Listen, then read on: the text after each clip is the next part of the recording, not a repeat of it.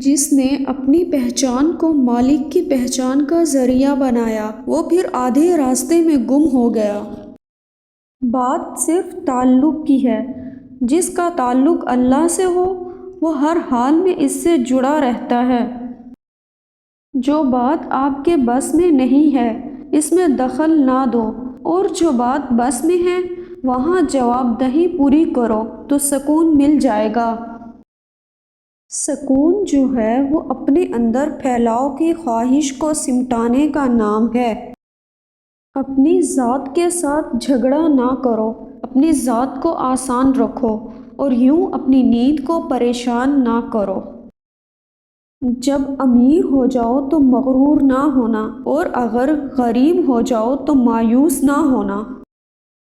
جس نے ظاہر اور باطن کا فرق مٹا دیا وہ سیدھے راستے پر چل پڑا، اور وہی راستہ سکون کا ہے۔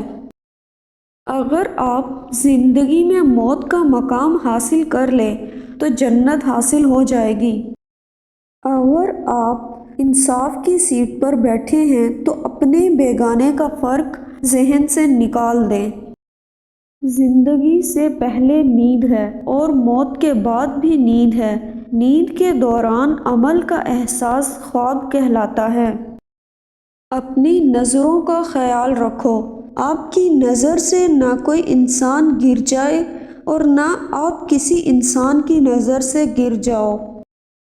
جو لوگ آپ کے اختیار میں ہیں آپ ان پر کبھی ظلم نہ کرنا۔ جس شخص کو ماحول سے تنگی ہو وہ کسی اور جگہ سکون نہیں پائے گا۔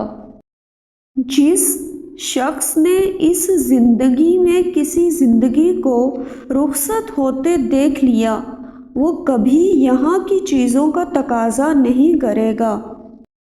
جڑی بوٹیوں میں ایک بوٹی رات کے وقت روشن ہوتی ہے، اس کا نام شب چراغ ہے۔